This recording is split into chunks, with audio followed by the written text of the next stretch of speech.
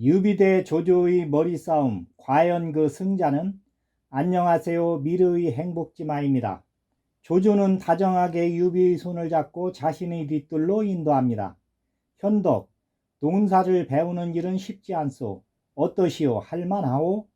조조가 다시 물은 뒤에야 유비는 조조가 물은 큰 일이라는 것이 농사라는 걸 깨달았습니다. 동승과 꾸미고 있는 일을 가리킨 것이 아니라는 걸 알자 유비는 마음을 놓으며 대답합니다. 별일 없기에 소일거리로 하고 있을 뿐입니다. 농사를 배운다 할 수 있겠습니까? 그리고 슬며t 보니 조조는 왠지 기분이 좋은 눈치였습니다.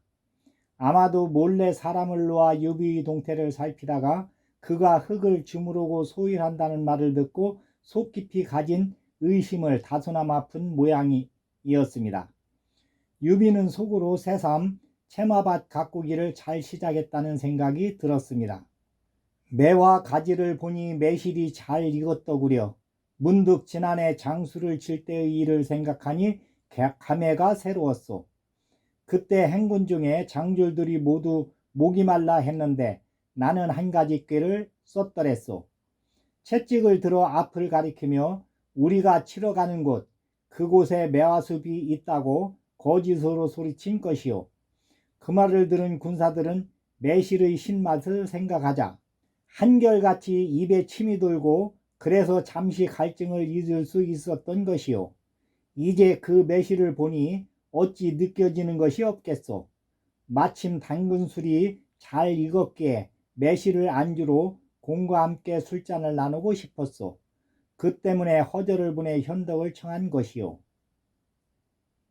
조조가 드디어 유비를 부른 참뜻을 밝혔습니다. 유비는 그제서야 완연히 마음을 가라앉힐 수 있었습니다. 불러준 종에 가볍게 감사한 다음 조조가 끄는 대로 작은 정자에 올랐습니다. 정자에는 이미 술상이 차려져 있었는데 조조가 말한 대로 장반 위에는 푸른 매실이 안주로 나와 있고 곁에는 잘 익은 술이 한독 담겨 있었습니다. 두 사람은 곧 자리를 마주하고 앉아 술을 마시기 시작했습니다. 술이 반쯤 오를 무렵 갑자기 검은 구름이 짙게 덮이더니 비가 쏟아지기 시작했습니다. 비도 장대 같은 소나기였습니다. 용이다. 용이 등천을 한다. 하늘에서는 구름들이 기괴한 형상을 이루며 어우러져 마치 살아있는 듯 용투림을 하고 있었습니다. 정자 아래서 두 사람의 술자리를 시중 들고 있던 자들 가운데 하나가 문득 큰 소리로 외쳤습니다. 그 소리에 조조와 유비도 난간에 기대 검은 하늘을 쳐다보았습니다. 공은 용의 변화를 아시오? 자리로 돌아온 조조가 유비에게 물었습니다. 평소처럼 유비가 겸손하게 대답했습니다. 말은 몇 가지 들은 게 있습니다만 자세히는 알지 못합니다. 그렇다면 내가 말해 드리겠소. 조조가 정색을 하며 말했습니다. 용이란 크고 작아지기를 마음대로 하며 위로 솟고 아래로 숨기를 또한 마음대로 하오. 크게 되면 구름을 일으키고 안개를 토하며 작게 되면 겨자씨만해지고 형태를 감추어 버리기도 하는 것이요. 솟은즉 드넓은 우주 사이를 날고 숨은즉 파도 안에 엎드려 없는 듯이 보일 수도 있소이다. 이제 봄이 한창이니 용이 때를 타 변화를 일으킬 때요. 마치 사람이 때를 얻어 천하를 종행함과 같으니 용이란 물건은 영웅에 비하여 말할 수 있을 것이외다. 현덕께서는 사방을 두루 돌아다니셨으니 틀림없이 당세의 영웅이라 할 사람들을 알고 있으리다. 바라건대 내게 영웅이라 할 만한 사람을 말해 주시오. 용으로 시작된 이야기가 느닷없이 영웅론으로 번진 것이었습니다. 물론 듣기에는 자연스러웠으나 유비는 그 뒤에 숨은 조조의 뜻을 짐작했습니다. 영웅론을 통해 유비의 안목은 물론 그릇의 크기를 가늠해 보려 함에 틀림이 없었습니다. 제 안목으로 어찌 영웅을 알아볼 수 있겠습니까? 유비가 일시 어떻게 달할지 몰라 그렇게 발뺌을 했습니다. 유비가 일부러 대답을 피하고 있다는 것까지 알아채지 못할 조조는 아니었습니다. 한측 엄숙한 어조로 유비를 다구쳤습니다. 지나친 겸손이요. 그러지 말고 한번 속을 터놓고 이야기해 보시오.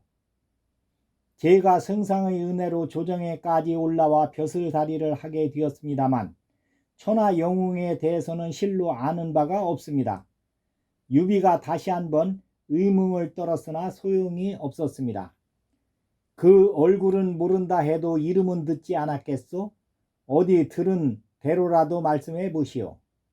조조는 끝내 유비를 놓아주지 않았습니다. 유비는 어쩔 수 없다는 걸 알자 한동안 생각하는 체하다 말았습니다. 회남의 원술이 어떠하겠습니까? 군사와 곡식이 넉넉하니 영웅이라 할 만하지 않겠습니까? 무덤 속의 말라빠진 뼈다귀일 뿐이요. 이르든 늦든 반드시 내게 사로잡힐 위인이외다. 조조가 한마디로 원수를 여지없이 깎아내리며 재촉하듯 유비를 살폈습니다. 유비는 다시 크게 마음에도 없는 인물을 댔습니다. 하복의 원소도 있습니다. 4세 걸쳐 5번이나 삼공의 자리에 오른 가문으로 거기에 덕을 입은 벼슬아치들이 문화에 많습니다. 거기다가 지금은 호랑이처럼 기주를 터로 삼아 그 부리는 이들 가운데는 여러 일에 능한 이들이 매우 많으니 영웅이라 할 만합니다. 조조가 약간 허세가 밴 웃음으로 유비를 반박했습니다.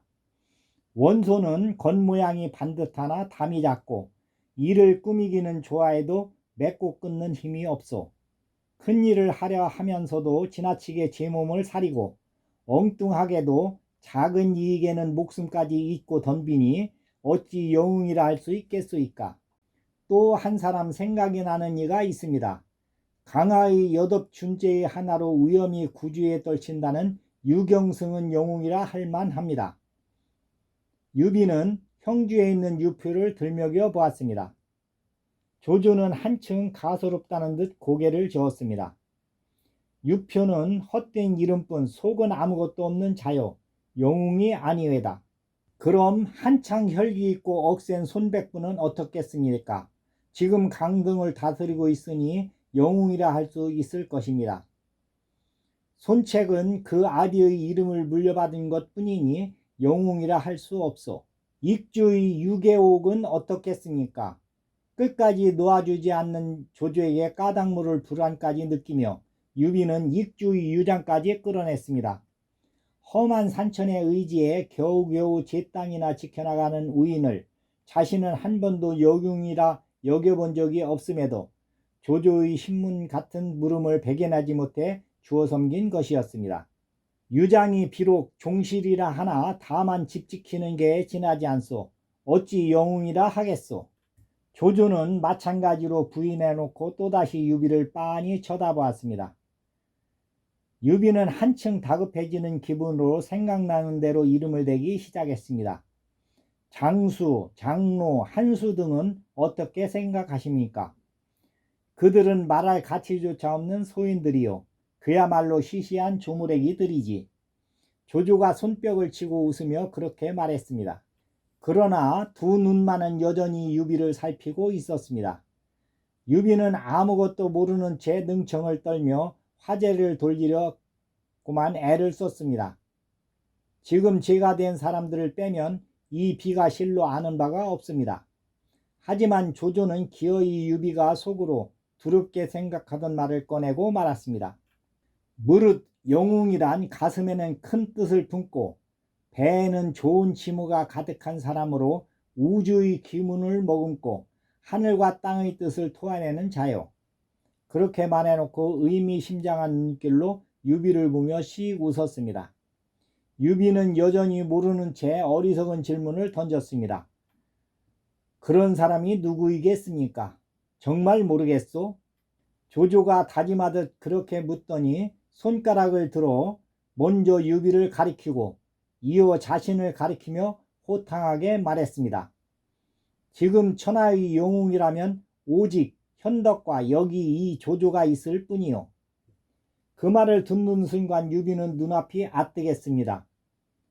무지렁뱅이 농꾼 흉내를 내가면서까지 자신을 감추려 애썼건만 날카로운 조조의 눈은 어느새 귀를 꿰뚫어 보고 있었던 것입니다. 조조가 나를 그렇게 보았다면 이체는 끝이구나. 그렇게 생각하자 절로 온몸에서 힘이 쭉 빠졌습니다.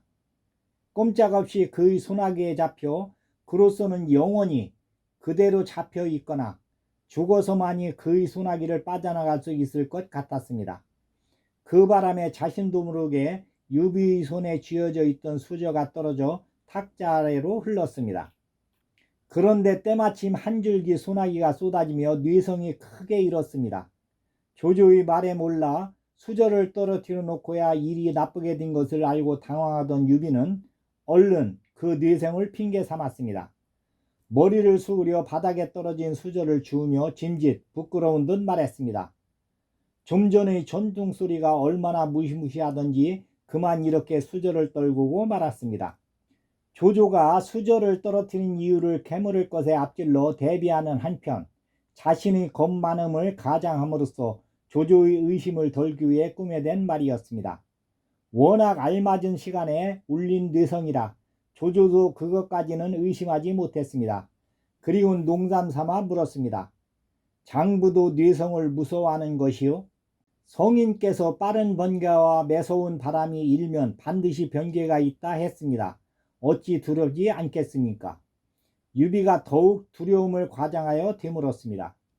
유비의 그 같은 절묘한 임기응변에 조조는 결국 유비가 수저를 떨어뜨린 까닭에 대한 의심은커녕 오히려 이미 가슴 깊이 자리잡고 있던 의심까지 줄이고 말았습니다. 유비가 속으로 뜻한 바대로 되었습니다. 여기서 언뜻 보여지는 두 사람의 대비입니다. 조조도 유비도 일생 동안 수없이 많은 지모를 쓰고 사람을 속였습니다. 그런데도 조조는 지모와 속임수의 대명사로 불리고 반면 유비는 성실과 정직의 화신처럼 전해졌습니다. 그 까닭은 여러 가지 있겠지만 중요한 것은 대략 두 가지로 모아집니다. 그 하나는 조조는 자신의 지모를 자랑하는 한편 유비는 언제나 그것을 숨겼던 것이고, 다른 하나는 조조가 일생을 통해 공격적인 입장이었던 반면 유비는 항상 수비적인 입장에 있었던 것입니다. 강자는 약자보다 동정을 받지 못한다는 점을 상기한다면 어느 정도 이해가 되는 그 시대의 감정이 그대로 후세에 전해진 것으로 보입니다. 어쨌든 조조와 유비는 다시 화기애애한 가운데 술잔을 비우기 시작했습니다. 그런데 장대처럼 쏟아지는 비가 막 멎으려 할 때였습니다. 갑자기 두 사람이 후원으로 뛰어들더니 보검을 빼들고 조조와 유비가 술을 마시는 정자 쪽으로 달려오고 있었습니다. 그것을 지키는 무사들이 가로막았으나 당해내지 못하고 길을 내주었습니다. 조조가 놀란 눈으로 살펴보니 다름 아닌 관우와 장비였습니다. 그날 두 사람은 성 밖으로 활쏘기를 나갔다가 그 얼마 전에야 유비가 거처하는 곳으로 돌아왔습니다. 맏형인 유비가 보이지 않아 좌우에 물으니 허저와 장녀가 수십 명을 이끌고 와서 데려갔다고 하지 않는가. 이에 놀란 두 사람은 급히 승상부로 달려가 유비가 있는 곳을 물었습니다. 조조의 종자들로부터 유비가 조조와 함께 후원에 있다는 말을 들었으나 종래 마음이 놓이지 않았습니다.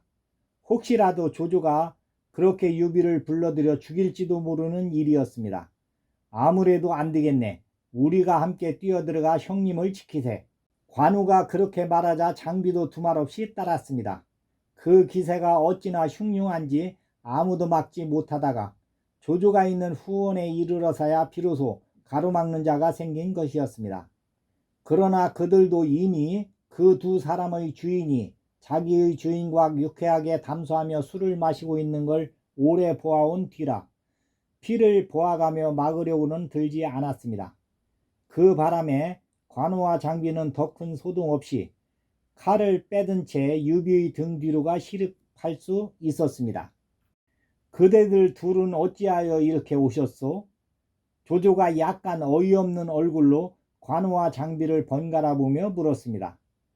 둘 중에서 좀 더 생각이 밝은 관우가 얼른 자기들의 실수를 깨닫고 궁색한 대답을 했습니다. 듣기로 승상과 저희 형님이 함께 술을 드신다기에 칼춤이라도 추어 흥을 돋워드릴까 하고 달려왔습니다. 그들의 입으로 무슨 말을 한다 해도 속마음을 읽지 못할 조조가 아니었습니다. 그러나 노여움보다는 수백의 군사와 수십의 용장들이 몰려있는 자신의 부중으로 단 둘이 뛰어든 그들의 의리와 충성이 더욱 조조를 감동시켰습니다. 크게 소리내어 웃으며 둘에게 말했습니다. 여기는 홍문의 연회장이 아니거늘 어찌 항장과 항백이 쓸 데가 있겠소. 홍문의 연회란 초한이 천하를 다툴 때 세력이 큰 항우가 보다 약한 유방을 죽이기 위해 홍문이란 곳에서 연 잔치입니다. 그때 항우는 처음 모사인 범증의 말대로 유방을 죽이려고 했으나 막상 만나서 그의 말을 듣고는 죽일 마음이 없어져 버렸습니다. 그걸 안타까이 여긴 범증이 칼춤을 핑계로 들여보낸 장소가 바로 항장이며 이를 눈치채고 항백이 나서 같이 칼춤을 추며 막았습니다. 따라서 조조의 물음은 나는 너희들의 형을 죽이려 하지 않았는데 너희가 어찌하여 이럴 수 있느냐 하는 나무람 섞인 농담이었습니다. 조조가 자기들이 속마음을 꿰뚫어 보고 그렇게 묻자 둘은 더 할 말이 없었습니다. 말없이 얼굴만 붉히고 서 있는 걸 보고 조조는 한층 소리 높여 웃은 뒤 부리는 이에게 영을 내렸습니다. 저 두 번쾌에게도 술을 올려라. 번쾌는 바로 저 홍문의 연회에서 유방의 목숨을 노려 칼춤을 추는 항장과 이를 제지하는 항백의 칼춤을 가로막으며 유방을 지킨 한군 쪽의 맹장이었습니다. 조조의 그 같은 너그럼에 관우와 장비도 감동하여 절하여 잔을 받았습니다. 조조가 한층 유쾌하게 웃고 은근히 마음을 재던 유비도 비로소 마음을 놓고 따라 웃었습니다. 조조가 놀라 우리 둘을 죽이려 들까 실로 두려웠습니다. 술자리가 파고 돌아오는 길에 어지간한 관우도 긴 한숨을 내뿜으며 그렇게 말했습니다. 유비가 빙긋이 웃으며 그 말을 받았습니다. 그럴 리야 있겠나. 그런데 조조가 왜 형님을 불렀습니까? 그야 나를 떠보기 위해서였지. 하기야 정말 위태로운 때가 있기는 했네. 그리고 유비는 그날 있었던 일을 둘에게 이야기해 주었습니다. 내가 농사를 배우는 척한 것은 조조에게 내게 큰 뜻이 없다는 것을 알게 함이었지. 처음에는 조조도 그렇게 속아주는 것 같았네. 그런데 이런 얘기 저런 얘기 끝에 뜻밖에도 조조가 나를 가리키며 자기와 비길 만한 영웅이라 하지 않겠나.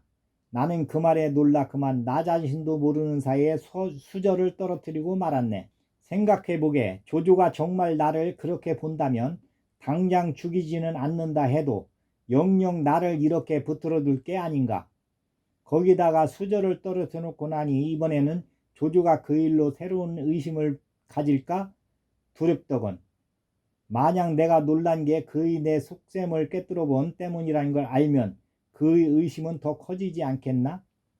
그런데 때마침 천둥이 울려 나는 짐짓 천둥 소리에 겁먹은 척함으로써 나를 숨길 수 있었네. 그때야말로 진정으로 위태로운 때였다네. 그 말에 관우와 장비도 감탄을 거두지 못했습니다.